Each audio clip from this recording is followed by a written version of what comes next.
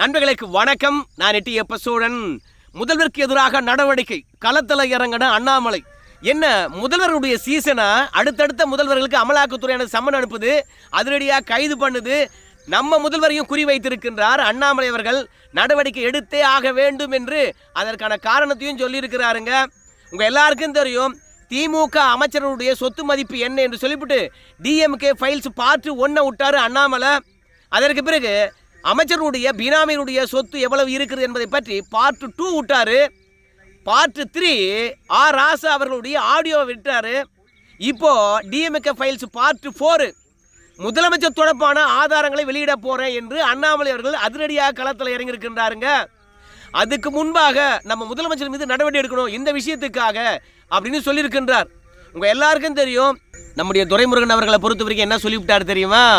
Indie கூட்டணியா, நாங்கள் இன்னும் பேச்சுவார்த்தையை தொடங்கலையே, தொகுதி உடன்பாடே இன்னும் இறுதி செய்யலையே, முதற்கட்ட பேச்சுவார்த்தை தானே போயிருக்குது அப்படின்னு சொல்லிட்டு இண்டி கூட்டணி தமிழகத்தில் உறுதியாகாத மாதிரி சொல்கிறார்.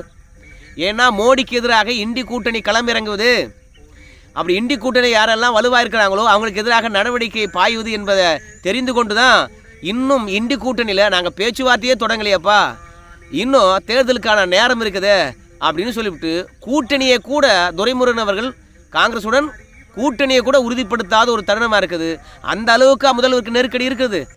ஏன் சொல்கிறேன்னு கேட்டிங்கன்னா, டெல்லி முதலமைச்சர் அரவிந்த் கெஜ்ரிவால் அவர்களுக்கு 5வது முறையாக அமலாக்கத்துறையானது சம்மன் அனுப்பியிருக்கிறது. அதோட ஜார்க்கண்ட் முதலமைச்சர் ஹேமந்த் சோரன் அவர்களை அதிரடியாக அமலாக்கத்துறையானது கைது பண்ணியிருக்கிறது. அந்த இடத்துல ஹேமந்த் சோரனுடைய அமைச்சரவையில் போக்குவரத்துறை அமைச்சராக இருந்த சம்மையா சோரன் அவர்கள் இன்றைய மாலை ஜார்க்கண்ட் முதலமைச்சராக தனக்கு இருக்கின்ற 48 எம்எல்ஏக்கள் ஆதரவுடன் சபாநாயகரை சந்தித்து பதவி பிரமாணம் ஏற்றுக்கொள்ள போறாரு. இப்படி மோடிக்கு எதிராக யாரெல்லாம் அதிரடியாக களமிறங்குகின்றார்களோ அவர்களை எல்லாம் அவர்கள் செய்த தவறை அடிப்படையாக வைத்து தட்டி தூக்கி உள்ள போடுறாங்க. இப்போ அண்ணாமலை அவர்களை பொறுத்த வரைக்கும் முதல்வருக்கு எதிராக பார்ட் 4 வருகிறது அப்படின்னு சொன்னதும் இல்லாம இப்போ முதல்வருக்கு எதிராக நடவடிக்கை எடுக்க வேண்டும் என்று வலியுறுத்தி இருக்கிறாரு. அவருடைய எக்ஸ் பக்கத்தில் என்ன சொல்லியிருக்காருன்னு கேட்டிங்கன்னா, பாருங்க, பிஜிஆர் எனர்ஜி நிறுவனம் ஒன்று இருக்குது இல்லையா, அந்த நிறுவனம் நிதி இல்லாத திவாலான ஒரு நிறுவனம். நாம் அடிக்கடி சொல்லியிருக்கிறோம். அன்றைக்கெல்லாம் முதல்வரோ நம்முடைய அமைச்சர் செந்தில் பாலாஜி அவர்களோ நம்பவே இல்லை. இப்போ பாருங்க, தமிழ்நாடு மின்சார வாரியமே பார்த்தீங்கன்னா இந்த பிஜிஆர் எனர்ஜி நிறுவனத்தின் மீது நடவடிக்கை எடுக்க போகிறோம் அப்படின்னு சொல்லியிருக்கிறாங்க அப்படின்னு அண்ணாமலை அவர்கள் சொல்லியிருக்கின்றார். ஏன் திடீர்னு பிஜிஆர் எனர்ஜி நிறுவனத்தின் மீது தமிழ்நாடு மின்சார வாரியமானது நடவடிக்கை எடுக்கணும் அப்படின்னு உங்களுக்கு என்ன தோன்றும்? இந்த பிஜிஆர் எனர்ஜி நிறுவனத்துக்கு தமிழ்நாடு மின்சார வாரியமானது ஒரு துணை மின் நிலையம் கட்டி கொடுங்க அப்படின்னு சொல்லிட்டு ஒப்பந்தத்தை கொடுத்துருக்குது. ஆனால் இந்த பிஜிஆர் எனர்ஜி நிறுவனம் தான் நிதி இல்லாமல் திவாலானதாச்சு. துணை மின் நிலையத்தை கட்ட முடியுமா? கட்ட முடியலை, காலதாமதம் ஆகிப்போச்சு. உடனடியாக தமிழ்நாடு மின்சார வாரியமானது பிஜிஆர் எனர்ஜி நிறுவனத்துடைய ஒப்பந்தத்தை ரத்து பண்ணியாச்சு. நீங்கள் துணை மின் நிலையம் கட்டி தருவீங்க பார்த்தேன், கட்டி தரல, அதனால் நிறைய இழப்பு ஏற்பட்டு போச்சு. பிஜிஆர் எனர்ஜி நிறுவனத்தின் மீது நாங்கள் நடவடிக்கை எடுக்க போகிறோம் அப்படின்னு தமிழ்நாடு மின்சார வாரியமானது களத்தில் குதித்திருக்கிறது. இப்போ அண்ணாமலை அவர்கள் என்ன சொல்கிறான்னு கேட்டிங்கன்னா, ஒரு துணை மின் நிலையமே இந்த பிஜிஆர் எனர்ஜி நிறுவனத்தில் கட்டித்தர முடியலைன்னா நம்ம முதலமைச்சரும் அமைச்சரும் சேர்ந்துக்கிட்டு அந்த பிஜிஆர் எனர்ஜி நிறுவனத்துக்கு பெரிய இடிபிஎஸ் மின் திட்டத்தையே கொடுத்துருக்குறாங்க. உண்மையாக மின் உற்பத்தி நிலையத்தை இந்த பிஜிஆர் எனர்ஜி நிறுவனமானது கட்டித்தருமா? அதுலேயும் 4442 கோடி ரூபாய் அளவுக்கு நிதி இல்லாமல் திவாலான நிறுவனத்துக்கு ஒப்பந்தத்தை முதல்வர் கொடுத்துருக்காருன்னா, நீங்கள் பிஜிஆர் எனர்ஜி நிறுவனத்தின் மீது நடவடிக்கை எடுக்கின்ற தமிழ்நாடு மின்சார வாரியம் முதலமைச்சர் மீதும் நடவடிக்கை எடுக்க வேண்டும் அப்படின்னு சொல்லிட்டு களத்தில் குதித்து இருக்கின்றாருங்க. இது ஒரு புறம் இருக்கின்ற போது நம்ம முதலமைச்சருக்கு எதிராக டிஎம்கே ஃபைல்ஸ் பார்ட் 4 வரப்போகிறது. அவர் எங்கே போனார், என்ன பண்ணார், எதுக்கு போனார் என்பதை பற்றியெல்லாம் நான் வெளியிட போகிறேன். முதலமைச்சர் சிக்கிட்டாரு அப்படின்னு சொல்லிட்டு அண்ணாமலை அவர்கள் பேசியிருக்கின்றாரு. அதை பார்த்துட்டு வாங்க. ஜப்பானுக்கு சிங்கப்பூருக்கு போகும்போது நான் முதலீட்டை கொண்டு வருவதற்காக அவங்க இன்விடேஷன் கொடுக்க போறேன். சரி, பரவாயில்ல, நீங்க சொல்றது பொய்யாக இருந்தாலும் கூட பரவாயில்ல, ஏத்துக்கிறோம். முதலீட்டாளர் மாநாடு முடிந்த பிறகு 10 நாள் ஸ்பெயினுக்கு போறார். ஐயா, நீங்க ஸ்பெயின்ல நடந்து போனதே 10 நாள்ல முடிச்சுட்டு வந்துடலாம். கிழக்கிறது தெற்க நடக்க ஆரம்பிச்சீங்கன்னா 10 நாள் நடந்து ஸ்பெயின்ல முடிச்சிடலாம். 10 நாளைக்கு ஸ்பெயின்ல என்னங்க ஐயா வேலை? தெரியாம கேட்கிறேன். இப்படி தாங்க அவங்க ஆட்சி இருக்குது. பேசுவதெல்லாம் போய் அவர் ஸ்பெயின் போயிட்டு வந்ததுக்கு அப்புறம் ரிலீஸ் பண்றாங்க. ஐயா எங்க போனாரு, யாரை பார்த்தாலும் அடுத்து வர்றோம். டிஎம்கே பார்ட் 4 வரும். ஐயா முதலீட்டாளர் மாநாட்டில் சொன்னாங்க, டிஎம்கே காரங்க சொன்னாங்க, பாருங்க 6,60,000 கோடி ரூபாய் பணம் வந்திருக்கு. இது ஸ்டாலின் ஆட்சி, இது திராவிட மாடல் ஆட்சி, எதிர்கட்சி எல்லாம் எங்க மேல பொய் சொல்றாங்க.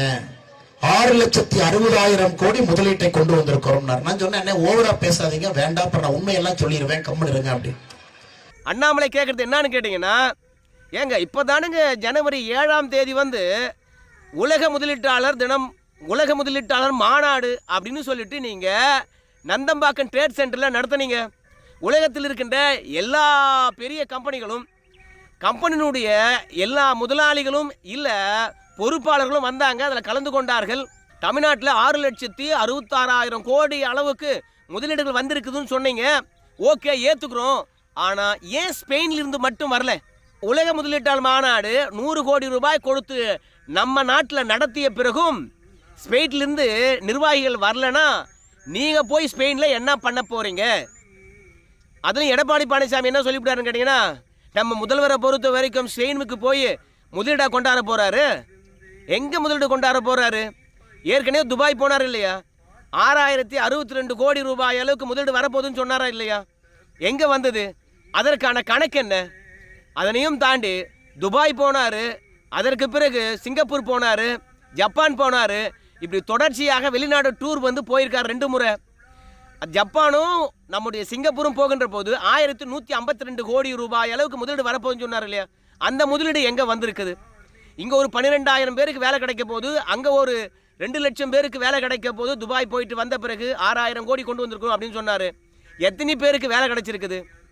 அப்பா நம்ம முதலமைச்சர் போனா கூடவே வந்து திமுகவுடைய ஆடிட்டர் போறாங்க, அவங்க மருமகன் போறாங்க, அவங்க மனைவி போறாங்க, அவங்க பிள்ளை போறாங்க. துபாயில போய் வந்தாங்களா இல்லையா?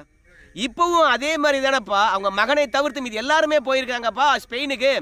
அப்படின்னா முதல்வரை பொறுத்த வரைக்கும் முதலீடு செய்யத்தான் போயிருக்காரா கண்டி, முதலீடை அங்கிருந்து கொண்டு வரதுக்கு கிடையாது அப்படின்னு எடப்பாடி பழனிசாமியும் சொல்லியிருக்கிறாருங்க. உடனடியாக நம்முடைய மத்திய இணையமைச்சர் எல் முருகன்ஜி அவர்கள் வந்து ஒரு அறிக்கை வெளியிட்டிருக்கின்றார். நம்ம முதல்வரை பொறுத்த வரைக்கும் வெளிநாடு போறாரு, அங்கிருந்து முதலீடு வருதுன்னு சொல்றாரு. வந்த முதலீடு எந்த பகுதியில் செய்யப்பட்டிருக்கு? முதலீடு தென் மாவட்டங்களா, இல்ல மேற்கு மாவட்டங்களா, இல்ல வட மாவட்டங்களா, கிழக்கு மாவட்டங்களா? எங்கே எவ்வளவு முதலீடு செய்யப்பட்டிருக்குது? நீங்க போயிட்டு வந்த பிறகு கொண்டு வந்த முதலீடு மூலமாக எவ்வளவு பேருக்கு வேலை கிடைச்சிருக்குது? தயவு செய்து ஒரு வெள்ளை அறிக்கை விடுங்க. ஒரு வெள்ளை அறிக்கை விட்டாதானே நீங்க வந்து பாத்தீங்கன்னா முதலீடு வந்திருப்பதை மக்கள் நம்புவாங்க. நீங்க அடுத்தடுத்து வெளிநாடு போறீங்க.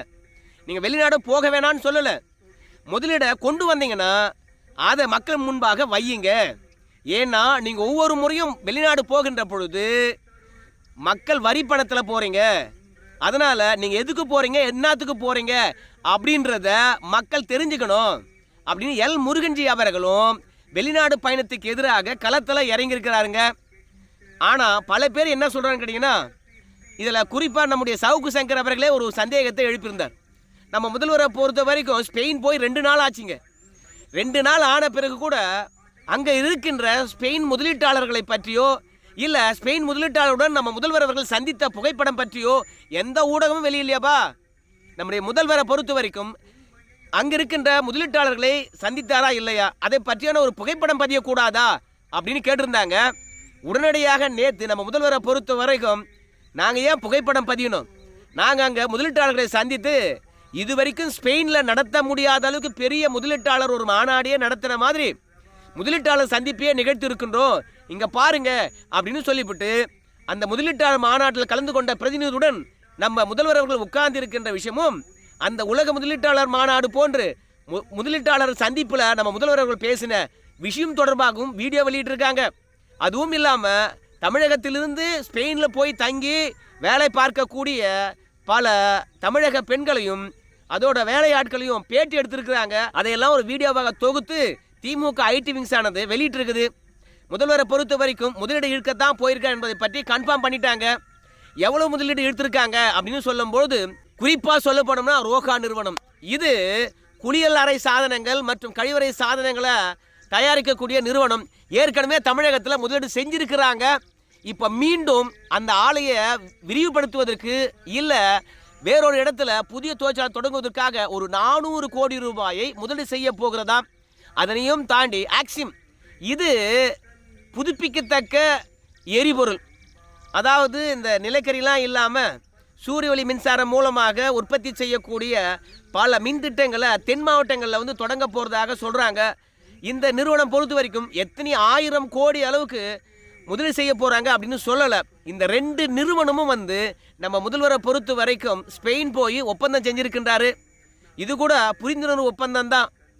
உங்கள் எல்லாருக்கும் தெரியும், நம்ம முதல்வர் அவர்களே சொல்கிறாரு, ஸ்பெயினை பொறுத்த வரைக்கும் ஐரோப்பா கண்டத்தில் 6வது பெரிய பொருளாதாரம் அப்படின்னு சொல்கிறாரு. அதே மாதிரி இந்த ஐரோப்பாவிலே வந்து பார்த்தீங்கன்னா ஸ்பெயின் எந்த அளவுக்கு பெரிய நாடு அப்படின்னு பார்க்கும்போது அது 8வது பெரிய நாடு என்று நான் நினைக்கிறேன். முதல்வரே சொல்லியிருப்பார். ஸோ ஸ்பெயினை பொறுத்த வரைக்கும் தமிழ்நாட்டில் பாதி அளவு இருக்கக்கூடிய ஒரு நாடு தான். அப்படி ஒரு சின்ன நாட்டில் அண்ணாமலை அவர்கள் என்ன சொல்கிறான்னு கேட்டிங்கன்னா, நீங்கள் கிழக்கு மேற்காக வடக்கு தெற்காக 10 நாள் போய் அங்கே இருக்க போகிறதா சொல்கிறார் முதல்வர். இந்த 10 நாளில் தொடர்ந்து நடந்தே கடந்துடலாம். ஸ்பெயின் வந்து பொருளாதாரத்தை தள்ளாடி கொண்டிருக்கின்ற ஒரு நாடு. அந்த நாட்டில் இருக்கின்ற உற்பத்தியாளர்களோ தொழில் முதலீட்டாளர்களோ நம்ம நடத்தின தொழில் முதலீட்டாளர்கள் வந்து கலந்துக்கலனா தமிழகம் பற்றி தெரியாதா? ஏன் உலகத்தில் இருக்கிற எல்லா நாடுகளும், என் பக்கத்தில் இருக்கிற ஜெர்மனிலேருந்து கூட பிரதிநிதி வந்தாங்க, ஏன் ஸ்பெயின்லேருந்து வரமாட்டாங்களா? ஸோ முதலீடு செய்வதற்கான ஆதாரம் ஸ்பெயினில் இல்லை, அதனால் வரல.